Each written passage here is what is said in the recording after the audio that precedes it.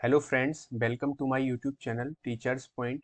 Discuss करेंगे math DElEd fourth semester की math को, और इसमें जो आए के चैप्टर्स हैं उनके बारे में। जो अच्छे क्वेश्चंस बनते हैं वहाँ से दो दो नंबर के क्वेश्चंस भी बनते हैं, एक एक नंबर के बनते हैं, तो उनको डिस्कस करेंगे। और बिल्कुल डोंट वरी, सारा एग्जाम जो हम करा रहे हैं उसी में से आएगा। बस जो थर्ड सेमेस्टर में मैंने 6 चैप्टर कराए हैं वहाँ से क्वेश्चन पूछे गए हैं 8 मार्क्स के, और यहाँ पर भी फोर्थ सेमेस्टर का तो मैं सिलेबस भी कंप्लीट करा दूंगा तब तक। ठीक है, तो आपको बिल्कुल भी चिंता करने की कोई जरूरत नहीं है। हम एक एक करके, फोर्थ सेमेस्टर का शायद एग्जाम 10 तारीख में है, तो 10 तक तो मैं आप आराम से बिल्कुल धीरे धीरे भी आराम से आपका करा दूंगा सिलेबस। ठीक है, तो आप वीडियो को देखते रहना। ठीक है, बार बार देखना क्वेश्चंस को। यहाँ से आपको आपकी जो समझ है वो भी विकसित होगी, और क्वेश्चन किस तरीके से पूछा जाता है एग्जाम में वो भी आपको समझ में आएगा। ठीक है, इससे पहले अगर आपने हमारा चैनल सब्सक्राइब नहीं किया है तो टेलीग्राम चैनल से जुड़ जाइए आप। Study with Punit Telegram channel है, यहाँ पर आपको पीडीएफ वीडियोस वगैरह यहाँ पर सब आपको अवेलेबल हो जाएगी। और यूट्यूब चैनल है टीचर्स पॉइंट, इसको सब्सक्राइब कर लें और बेल आइकन प्रेस कर लें, जिससे आपको हमारे आए के नोटिफिकेशंस मिलते रहें। ठीक है, ये हमारा यूट्यूब चैनल का साइन है, इसको देखकर आप सब्सक्राइब कर लेना। वीडियो अच्छी लगे लाइक कर देना, शेयर कर देना। ठीक है, अब आज हम डिस्कस करेंगे मैथ की 6th क्लास है, डीएलएड फोर्थ सेमेस्टर की। ठीक है, इसमें मैं आपको समलंब के बारे में बताऊंगा। ठीक है, समलंब। ठीक है, समलंब से क्वेश्चन आता है, बहुत इजी क्वेश्चन है, 3 से 4 क्वेश्चन समलंब से बनते हैं, उसको मैं यहाँ पे डिस्कस करूंगा। फिर मैं दोपहर को, ठीक है, आपको व्रत पढ़ाऊंगा। व्रत से क्वेश्चन डेफिनेटली बनता है और बहुत इजी चैप्टर है व्रत। मैं बहुत इस तरीके से पढ़ा दूंगा, आपको कहीं भी दिक्कत नहीं आएगी व्रत व्रत को समझने में। ठीक है, पहले हम समलंब को डिस्कस करते हैं। ठीक है, समलंब होता क्या है, समलंब के बारे में बताता हूँ। समलंब एक आयत की तरह ही होता है, ठीक है, लेकिन ये आयत नहीं होता, लेकिन आयत के तरीके से दिखता है। आयत में क्या होता है, चारों भुजाएं। आयत में क्या होता है, चारों भुजाएं जो होती हैं, आयत में भी 4 भुजाएं होती हैं। ये तो चतुर्भुज हो गया, ये आयत होता है जिसमें आमने सामने की जो भुजा होती है वो बराबर होती है। मतलब आमने सामने की भुजा बराबर कैसे, ये वाली भुजा इसके बराबर होगी क्योंकि ये इसके आमने सामने है। ठीक है, और ये वाली भुजा इसके बराबर होगी आयत में। ये किस में होता है, आयत में। यानी कि आमने सामने की भुजा बराबर भी होती हैं और क्या होती है, समानांतर भी होती हैं। देखो ये वाली भुजा इसके समानांतर है। समानांतर का मतलब होता है जैसे रेल की पटरी। ठीक है, रेल की पटरी कहीं भी जाकर एक दूसरे को कट नहीं करती है, क्योंकि ये वाली पटरी ऐसे थोड़ी ना चली जाएगी। ठीक है, क्योंकि समानांतर का मतलब होता है कहीं भी कट ना करना, यानी कि उनके बीच की दूरी हर जगह समान होना। ठीक है, समान अंतर। ठीक है, उनकी लाइनों के बीच में समान अंतर होता है, उसको समानांतर कहते हैं। ठीक है, इसको आप यहाँ से गाजियाबाद तक भी ले जाओगे इन दोनों लाइनों को, तो ये समानांतर ही रहेंगी। ठीक है, तो आयत में क्या होता है, आमने सामने की जो भुजाएं होती हैं वो समानांतर भी होती हैं। ये वाली भुजा भी ये इसके समानांतर होगी, और ये वाली भुजा इसके समानांतर होगी और बराबर भी होगी। ठीक है, अब ये तो आपको प्रैक्टिकली दिख रहा है इसमें। ठीक है, आमने सामने की भुजा समानांतर है। अब इस समलंब में देखिए क्या होता है। समलंब में इसकी जो प्रॉपर्टी होती है वो थोड़ी सी अलग होती हैं। इसके जो गुण होते हैं समलंब के, वो थोड़े से अलग होते हैं। वो किस तरीके से, उसको चेक कर लेते हैं। ये ये दोनों सीधी लाइन है। ठीक है, अब इसको देखो, ये जो आमने सामने वाली ये वाली जो भुजा होती है, ठीक है, ये वाली भुजा समानांतर होती है। देखो ये इस तरीके से जा रही है और ये वाली भी इस तरीके से जा रही है। यानी कि ये कहीं भी तक भी ले जाओ, यहाँ से दिल्ली ले जाओ या कलकत्ता ले जाओ, ये समानांतर ही रहेंगी। यानी कि इनके बीच की दूरी हमेशा हर जगह क्या रहेगी, सेम रहेगी। ठीक है, तो यहाँ से क्या पता चला, आमने सामने की जो आमने ये वाली जो भुजा होती है, सॉरी एक, ये वाली, वो इस भुजा की क्या होती है, बराबर होती है और समानांतर होती है। बराबर नहीं, सॉरी, समानांतर होती है। क्या होती है, समानांतर। ठीक है, बराबर नहीं होती है क्योंकि ये भुजा तो छोटी है और ये भुजा बड़ी है। ठीक है, तो क्या होती है, समानांतर होती है, ध्यान रखना। लेकिन आयत में क्या था, आमने सामने की भुजा समानांतर होती है और बराबर भी होती है, लेकिन इसमें क्या है, सिर्फ सामने की भुजा समानांतर है। ठीक है, बराबर नहीं है। और ये वाली भुजा जो होती है वो इसके बराबर नहीं होती है, ध्यान रखना। हमेशा जो समलंब होता है, समलंब में क्या होता है, सिर्फ ये वाली भुजा समानांतर होती है, ये वाली भुजा ना तो बराबर होती है, देखो ये भुजा कैसी है, तिरछी है, तो ये एक ना एक जगह जाके क्या हो जाएगी, इसको काट देगी, यानी कि ये समानांतर भी नहीं है और क्या कहते हैं, समानांतर नहीं है। कहने का मतलब हम समानांतर पे बात कर रहे हैं ना, तो ये वाली जो है, ये वाली भुजा समानांतर होगी, लेकिन ये वाली भुजा जो है ये समानांतर नहीं होगी, ये दोनों भुजाएं समानांतर नहीं होंगी। लेकिन ये होता आयत की तरीके है, आयत की तरह है, लेकिन ये समलंब कहलाता है, जिसमें आमने सामने की भुजा आमने सिर्फ एक भुजा समानांतर होती है और कोई भी भुजा समानांतर नहीं होती। लेकिन आयत में क्या होता है, आमने सामने की भुजा बराबर भी होती है और समानांतर भी। ठीक है, अब हम समलंब को आपको बता देते हैं, इसके फॉर्मूले। ठीक है, एक दो फॉर्मूले हैं, बहुत इजी हैं, मैं बता देता हूँ और आपको बहुत इजी तरीके से समझ में भी आ जाएगा। मैं पहले इसका चित्र बना देता हूँ। ये समलंब होता है, ठीक है, इसको हम उल्टा भी बना सकते हैं, कोई दिक्कत नहीं। ये समलंब है, ठीक है। कहने का मतलब ये है, जो भुजा होती है दो, वो इस तरीके से होती है, ठीक है। तो ये समलंब होता है, उल्टा बना दो या सीधा बना दो, बात एक ही है। इसको मैं नाम दे देता हूं, ए बी सी डी, ठीक है, या फिर इसको भी दे दो, ए बी सी डी, कोई भी मान लो, चाहे तुम इसको मान लो या इसको मान लो, ठीक है। मैं एक को ही लेकर चल रहा हूँ, नहीं तो कंफ्यूजन होगी, इसको मिटा देता हूँ, ठीक है। ये हमारा समलंब है, ठीक है। अब इस समलंब में ये वाली जो भुजा होती है, मैंने तुम्हें बताया है, ये क्या होती है, समानांतर, किसके, इस भुजा के, ठीक है।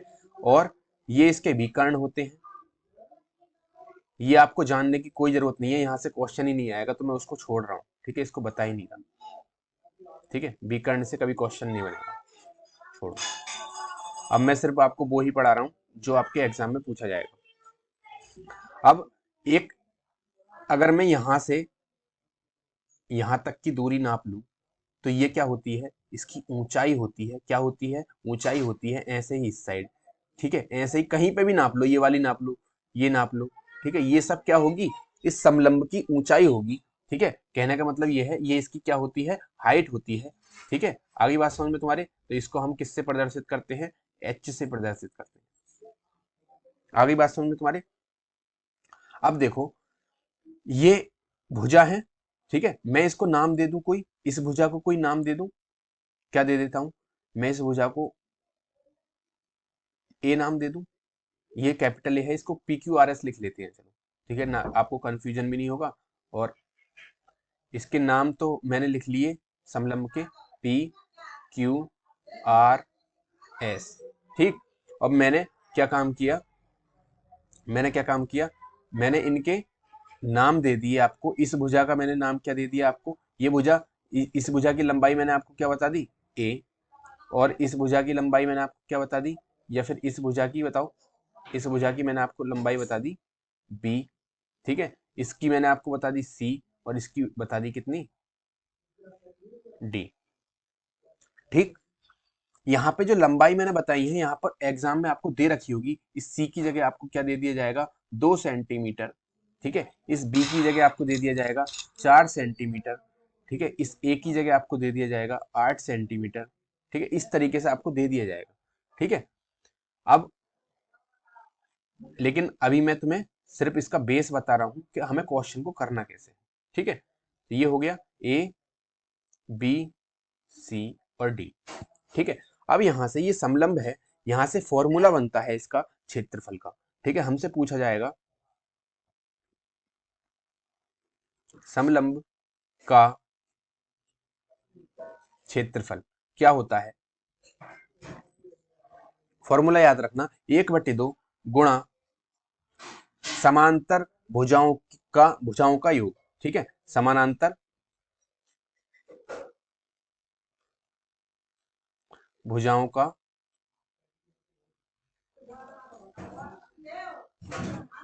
अब देखो इसको याद तो करने की जरूरत है नहीं, समानांतर भुजाओं का योग, समानांतर भुजाएं कौन कौन सी हैं बताओ, ये वाली तो है जो मैंने बताया था, ये भुजा है समानांतर समलंब में, और ये वाली भुजा है, तो इनका योग, यहाँ पर अगर 2 होता, यहाँ पर अगर 5 होता, तो इनका योग कितना हो जाता, 7, सिंपल, ठीक है। तो सिर्फ फॉर्मूले को समझ के याद करना है, हमें फॉर्मूले को रटना नहीं है, ठीक है। तो समलंब का क्षेत्रफल क्या होता है, 1/2 गुणा समानांतर भुजाओं का योग गुणा ऊंचाई गुणा ऊंचाई। समझ में आ गया? ऊंचाई क्या है मैंने बताया है आपको, h है। ठीक है, अब देखो इसको अगर मैं यहाँ पे ऐसे लिखना चाहूँ 1/2 गुणा समानांतर भुजाएं बताओ कौन कौन सी थी, मैंने ये मान ली थी। ठीक है, अब इसको यहाँ पे छोड़ देते हैं। ठीक है, तुम्हारे ये फॉर्मूला इतना याद होना चाहिए बस, नहीं तो मैं इसमें और भी कुछ कर सकता था। बस इतना फॉर्मूला तुम्हारे याद है तो तुम आराम से क्वेश्चन को कर सकते हो। अब एक बात बताओ, जैसे मैं तुम्हें कोई चित्र दे दूं ये वाला, मैं तुमसे कहूं कि इसका मुझे परिमाप बताओ। अच्छा, परिमाप होता क्या है? परिमाप के बारे में सुन लो। परिमाप होता है उसके चारों ओर की दूरी। ठीक है, ये कोई व्रत है, ये कोई खेत है, मैं तुमसे बोलूं क्या कि इसके चारों ओर मुझे रस्सी बांधनी है, तो तुम क्या काम करोगे, उसका परिमाप जो है वो निकाल कर लाओगे। यानी कि तुम पहले यहां से चलना स्टार्ट करोगे, यहां तक देखोगे कितनी दूरी है, यहां से फिर चलना स्टार्ट करोगे, यहां तक कितनी दूरी है, फिर यहां से यहां तक, फिर यहां से यहां तक। यानी कि चारों भुजाओं की माप लेकर, चारों भुजाओं को नाप कर आप मुझे बता दोगे कि इसकी भुजा कितनी है, इतनी है। 20 मीटर इसके चारों ओर मैं घूम पाया हूं, तो इसका जो परिमाप हो जाएगा वो 20 मीटर हो जाएगा। कहने का मतलब ये है, परिमाप होता है उस चित्र के चारों ओर जो जितनी दूरी होती है वो होती है परिमाप। अब एक बात बताओ, इसमें जो परिमाप होगा समलंब में वो क्या होगा, इसकी चारों भुजाओं की लंबाई। ठीक है, तो हम यहाँ पे परिमाप लिख सकते हैं, परिमाप समलंब का परिमाप।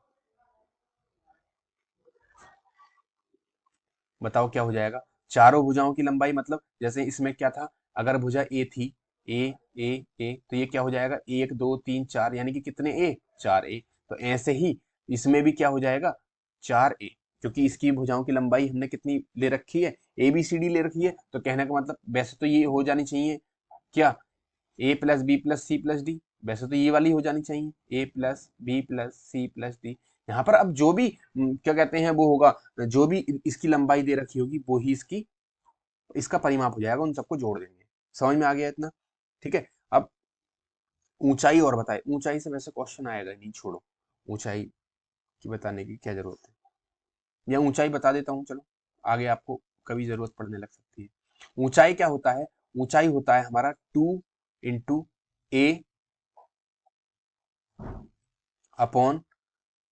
A/A+C, ये ऊंचाई होती है 2A/A+C। वैसे यहाँ से इसको छोड़ो, यहाँ से क्वेश्चन आएगा ही नहीं। ठीक है, तो इसको हम, आपके सिलेबस में नहीं है ना ये, ठीक है, इसीलिए नहीं आएगा। तो आपके सिलेबस में सिर्फ क्षेत्रफल है और उसकी भुजाओं की लंबाई है, और कुछ नहीं है आपके सिलेबस में। ठीक है, तो हम क्या काम करते हैं, इस पे क्वेश्चन करते हैं। आपको देखो बहुत आराम से समझ में आ जाएगा समलंब होता क्या है। ठीक है, समलंब से मैं पहला क्वेश्चन लेके चल रहा हूँ। मैंने आपको बता दिया है समलंब का क्षेत्रफल क्या होता है। समलंब का क्षेत्रफल होता है 1/2 समानांतर भुजाओं का योग गुणा ऊंचाई। ठीक है, और परिमाप क्या होता है, चारों भुजाओं का योग। किसी भी चीज का परिमाप, जैसे मैं इस लैपटॉप का परिमाप आपसे निकलवाना चाहूं तो मैं क्या काम करूंगा, इसकी जो साइडें हैं उनकी लंबाई पैमाने से नाप कर काउंट कर लूंगा, वो उसका परिमाप होगा। आगे बात समझ में? तो अब पहला क्वेश्चन लेके चलते हैं, समलंब की भुजाएं, समलंब की समांतर भुजाएं क्रम से दे रखी हैं। किसी समलंब की समांतर भुजाओं की लंबाई दे रखी है, लंबाई 8 नहीं 15 मीटर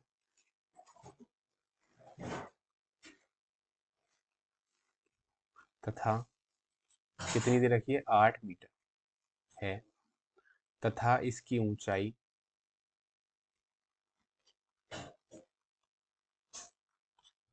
कितनी दे रखी है हमें, 12 मीटर है। तो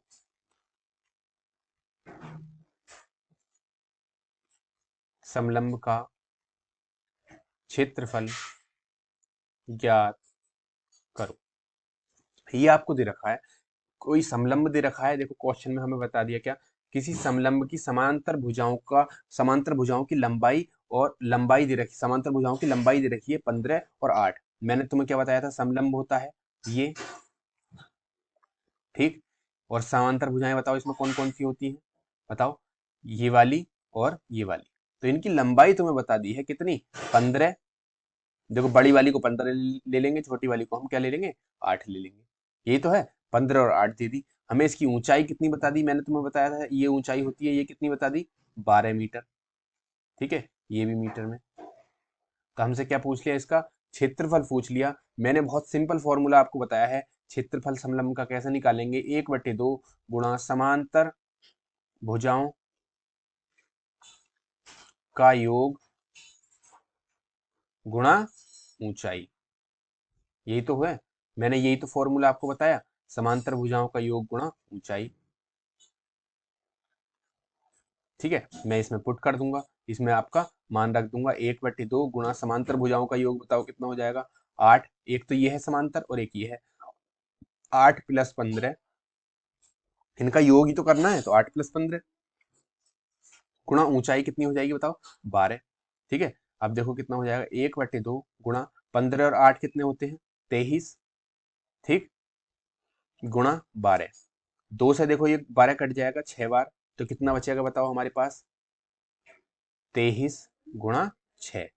ठीक है, इनकी गुणा कर देंगे, 6 × 18 और 6 दूनी 12 और 1 13, कितना हो जाएगा, 138 मीटर। तो आएगा ही, क्योंकि मीटर में भुजाएं थी, लेकिन जब भी क्षेत्रफल निकालते हैं तो वो इस वर्ग मीटर में आता है, यानी कि मीटर का वर्ग कर दूंगा मैं, स्क्वायर चढ़ा दूंगा, मीटर स्क्वायर। ये तुम्हें इकाई लिखनी जरूरी है।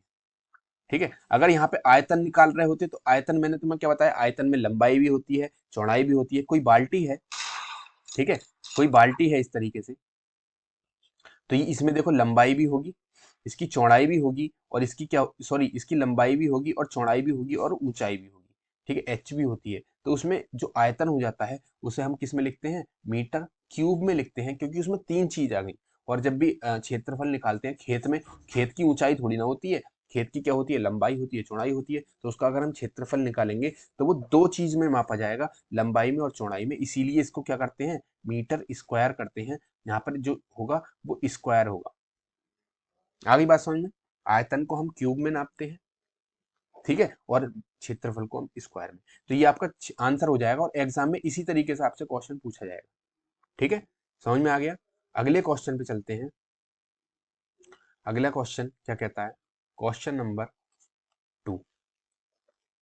क्वेश्चन नंबर 2 कहता है, आपको एक चित्र दे दिया है। आप इस बार क्या होगा, आपको एक चित्र दे दिया जाएगा।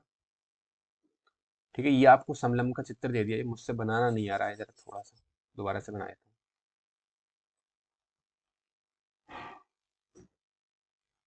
ये आपको चित्र दे दिया समलंब का।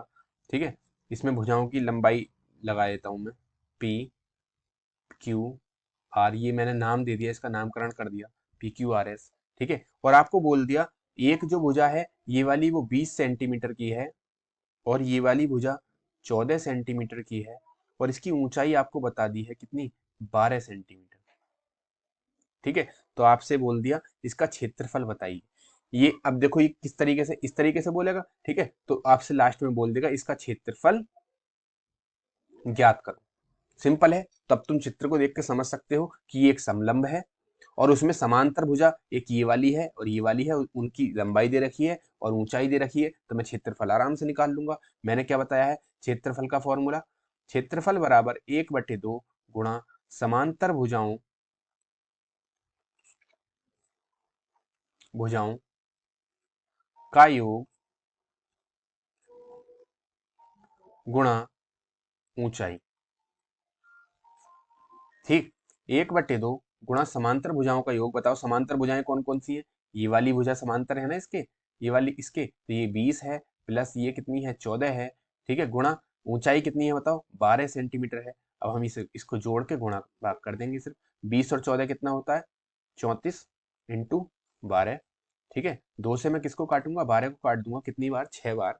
ठीक है, अब देखो इसकी गुणा हो जाएगी, 34 गुणा 6 बराबर 4 छंग 24, हासिल 2, 4 तिया 12 और 2 14, 144। क्या आ गया, सेंटीमीटर में तो है ही है।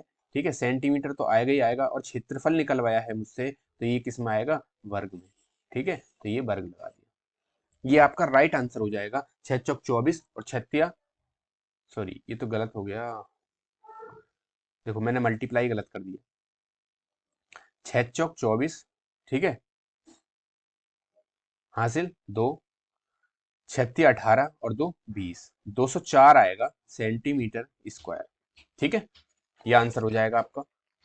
बहुत इजी क्वेश्चन है, बहुत आराम से कर सकते हैं, ठीक है, समझ के साथ कर सकते हैं। आपको सिर्फ एक फॉर्मूला याद रखना है, 1/2 समान इंटू गुणा करके किसका, समांतर भुजाओं का योग, जो आमने सामने भुजाएं हैं उनका योग और उनकी ऊंचाई पुट कर देंगे, आंसर आ जाएगा, क्षेत्रफल आ जाएगा। अगले क्वेश्चन पे चलते हैं। अगला क्वेश्चन क्या कहता है, आपको एक समलंब, ये भी अच्छा क्वेश्चन है। एक तो वो वाले क्वेश्चन दोनों कौन सी क्षेत्रफल निकलवाने के लिए या तो वो आ सकता है या फिर समलंब से ये वाला क्वेश्चन बनेगा। ठीक है, इस चीज को ध्यान रखना। एक मैं आपको क्वेश्चन लिख देता हूं, एक समलंब चतुर्भुज की भुजाएं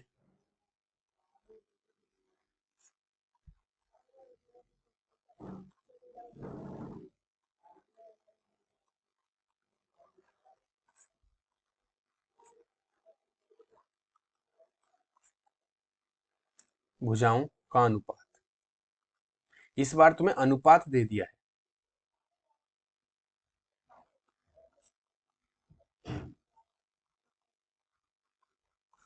कितना है, 3:2 है।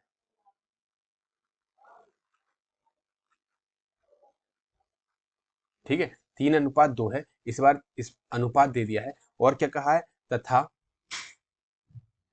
बीच की दूरी, बीच की दूरी यानी कि जो समांतर भुजाएं थी उनके जो बीच की दूरी थी उसको हम क्या मानते थे, एच मानते थे ना, यानी कि बीच की दूरी कितनी दे रखी है बताओ, 10 सेंटीमीटर। तो ये दूरी ऊंचाई है, हमेशा ध्यान रखना। जब भी समांतर भुजाओं, समलंब में समांतर भुजाओं के बीच की दूरी की बात होगी तो वो क्या कहलाएगी, ऊंचाई। मैंने आपको प्रैक्टिकली दिखाया है कि जो दूरी होती है वो ही ऊंचाई होती है।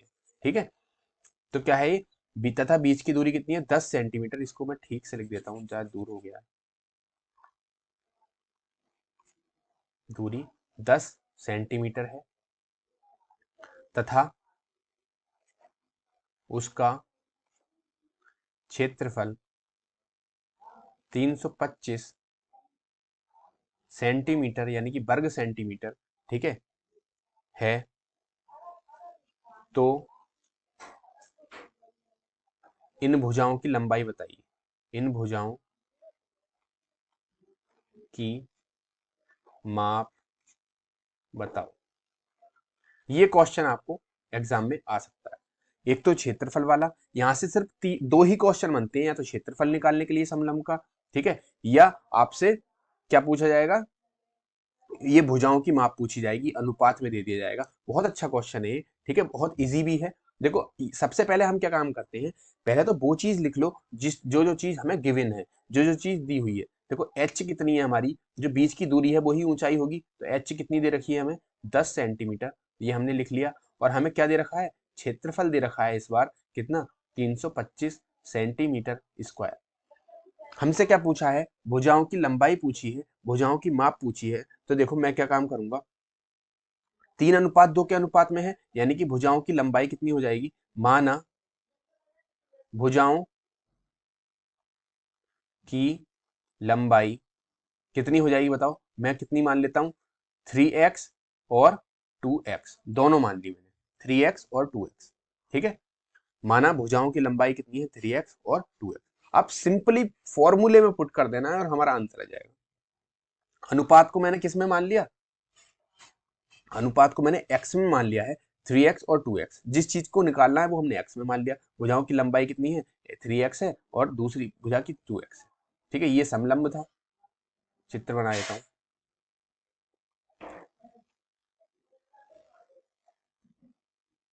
ठीक है, अब ये इसमें क्या था, ये 3x हो गई, ये 2x हो गई और ये 3x हो गई। ठीक है, और इसकी जो ऊंचाई है वो दे रखी है कितनी, 10। ठीक है, और इसका क्षेत्रफल हमें बता दिया है कितना, इसका क्षेत्रफल 325 सेंटीमीटर स्क्वायर। अब हमें क्या काम करना है, भुजाओं की माप बतानी है। तो कोई माप का फॉर्मूला होता है समलंब में, माप का कोई फॉर्मूला नहीं होता है भुजाओं की, तो हमें सिर्फ, क्योंकि हमें क्षेत्रफल गिवन है तो हम क्षेत्रफल का फॉर्मूला लगा देंगे। ठीक है, और हमें क्या हो जाएगा, वहां से माप निकल के आ जाएगी। देखो समलंब का क्षेत्रफल क्या होता है, 1/2 गुणा समांतर भुजाओं का योग, ठीक है, समांतर भुजाओं का योग इंटू ऊंचाई, यही तो होता है। ठीक है, अब देखो क्या काम करेंगे हम, 1/2 क्षेत्रफल की जगह क्षेत्रफल लिख दो, इधर क्षेत्रफल चलेगा 325, ठीक है, बराबर 1/2 गुणा समांतर भुजाओं का योग कितना है, बताओ समांतर भुजाएं कौन कौन सी है। भुजाओं की लंबाई मैंने कितनी मान ली, एक 3x मान ली, एक 2x मान ली, तो 3x प्लस 2x ये इनका योग हो जाएगा, ठीक है, गुणा ऊंचाई कितनी है बताओ 10। ये हो गया ना, इतना हो गया, समझ में आ गया आपको। अब मैं क्या काम करूंगा, देखो इसको सॉल्व करता रहूंगा, 325 बराबर 1/2 गुणा 3x और 2x कितने हो जाएंगे जुड़कर, 3 और 2 5x, ठीक है, गुणा यहाँ पर कितना आ जाएगा 10, ये वाला है ना, जो 10 बचा। अब देखो 2 से काट दूंगा इसको, 10 को, 2 पंजे 10 कट गया। अब इधर क्या बच गया, 325 बराबर कितना बच गया 5x गुणा 5, ठीक है, संख्या की संख्या से गुणा हो जाएगी, ठीक है, इसकी 5 से 5 की गुणा हो जाएगी, तो 325 बराबर 5 पंजे 25x, यहाँ से मैं x का मान निकाल सकता हूँ, x बराबर 325, जो x के साथ होगी वो बटे में पहुंच जाएगी, 325/25। अब x बराबर कितना आ जाएगा बच्चा बताओ, 25 से इसको काटूंगा मैं, कितनी बार कटेगा ये, 25 अट्ठे कितने होते हैं 200, 25 ढाई कितने होते हैं 250, ठीक है, 25 ढाई जब 250 होते हैं तो 25 की मैं 2 बार और मल्टीप्लाई करूंगा तो कितना आ जाएगा 300, ठीक है, फिर 25 की मैं 1 बार और करूंगा तो कितना आ जाएगा 325, यानी कि 13 बार ये कट जाएगा, यानी कि 25 25 एकन 25, कितना बचा 12, 25 25 25 एकन 25 और कितना बचा 75, 25 दिया 75, ठीक है, 13 बार कट जाएगा ये, यानी कि x का मान कितना आ गया 13। अब ये भुजा थोड़ी आ गई, x का मान आ गया और हमसे भुजा पूछा है, तो भुजाओं की लंबाई हम आराम से निकाल लेंगे कितनी है, तो यहाँ पे हो जाएगा क्या, भुजाओं की लंबाई, क्योंकि भुजाओं की लंबाई के साथ क्या हमने क्या माना था 3x और 2x, तो यहाँ पे जब x का मान पता होगा तभी तो हम भुजाओं की लंबाई निकाल सकते हैं। देखो यहाँ पे हमने 2x और 3x माना था, ठीक है, अब जब यहाँ पे x का मान हमें अगर पता चल जाए तो हमें भुजाएं पता चल जाएंगी, x का मान हमें पता चल गया तो हम भुजाएं आराम से निकाल सकते हैं। भुजाओं की लंबाई कितनी है बताओ, 3x है और क्या है 2x है, तो हम इसमें डाल देंगे x का मान 3 गुणा 13 और इधर 3 गुणा 2 गुणा 13, इधर क्या हो जाएगा 2 गुणा 13, ठीक है, तो एक भुजा कितनी हो जाएगी 13 तिया 39 और एक भुजा कितनी हो जाएगी बताओ 13 दूनी 26। ये किस में था, सेंटीमीटर में था ना, सेंटीमीटर और ये भी सेंटीमीटर, ठीक है, ये आंसर आ गया आपका, भुजाओं की लंबाई आ गई। कितना सिंपल क्वेश्चन है, जो हमें दे रखा है बस उसी एक ही फॉर्मूले पे पुट करना है समलंब में और ये हमारा आंसर आ जाएगा। हमें हमसे भुजाएं पूछी तो हमें अनुपात दे दिया और उस अनुपात को हमने किस में मान लिया, एक 3x है भुजा और एक 2x है, तो उनको जोड़ दिया, भुजाओं की समांतर भुजाओं का योग कितना हो गया यहाँ पर 3 और 2 5x, ठीक है, ऊंचाई की गुणा कर दी 1/2 यहाँ पर है ही, ठीक है, और क्षेत्रफल हमने इधर पुट कर दिया जो क्षेत्रफल दे रखा था। सिंपली कैलकुलेशन करनी है और हमारा आंसर यहाँ पे आपको आ जाएगा। और ये आपका जो समलंब का जो चैप्टर था वो हमने कंप्लीट कर दिया और यहाँ से कोई भी क्वेश्चन आपसे नहीं पूछा जाएगा इससे अलावा, ठीक है, आपसे सिर्फ ये फॉर्मूला याद रखना है और आपसे इस एक एक क्वेश्चन ये भी पूछा जा सकता है, आपको ये फॉर्मूला दे दिया जाएगा, इसको ध्यान रखना, आपसे ये पूछा जा सकता है 1 नंबर में, समलंब चतुर्भुज का सूत्र लिखिए तथा उसके संकेतों को बताइए, ठीक है, तो आप क्या काम करना, समलंब चतुर्भुज का ये वाला सूत्र लिख दोगे, ठीक है, फिर आप क्या बताओगे, क्षेत्रफल, ये चित्र बना देना इस तरीके से, ठीक है, भुजाओं का योग इस तरीके से दर्शा देना, यहाँ पे अगर ए है ये वाली भुजा, ठीक है, ये वाली भुजा ए है समांतर भुजा और ये वाली भुजा सी है, तो आप इसका योग कैसे लगा दोगे ए प्लस सी, ठीक है, तो इसकी जगह आप क्या डाल दोगे 1/2 गुणा ए प्लस सी इंटू हाइट कितनी है h, ठीक है, इस तरीके से भी आप दर्शा सकते हैं, ठीक है, बात समझ में आ गई। ये जब आपसे पूछा जाए सूत्र और संकेत उसके बारे में तब आपको ऐसा करना है, नहीं तो आपसे सीधा क्वेश्चन पूछा जाएगा और ये क्वेश्चन आराम से आप इजीली कर सकते हैं, ठीक है, चलते, ठीक है, मिलते हैं फिर नेक्स्ट वीडियो में। इसके बाद मैं आपको व्रत कराऊंगा, ठीक है, ये वीडियो आपको अच्छी लगी हो तो आप इसको लाइक शेयर कर देना और दोस्तों तक पहुंचा देना जो 4th सेमेस्टर के एग्जाम देने वाले हैं, ठीक है, और जो भी आपके मित्रगण हैं उनको वहां तक ये वीडियो पहुंचा देना और लाइक शेयर कर देना अगर वीडियो अच्छी लगी हो। ठीक है, मिलते हैं नेक्स्ट वीडियो में जिसमें मैं आपको व्रत व्रत के बारे में बताऊंगा। वहां से डेफिनेटली क्वेश्चन पूछा जाएगा। एक से दो क्वेश्चन पूछे जाते हैं व्रत से। ठीक है, मिलते हैं नेक्स्ट वीडियो में। थैंक यू तब तक के लिए, और थैंक्स फॉर वॉचिंग।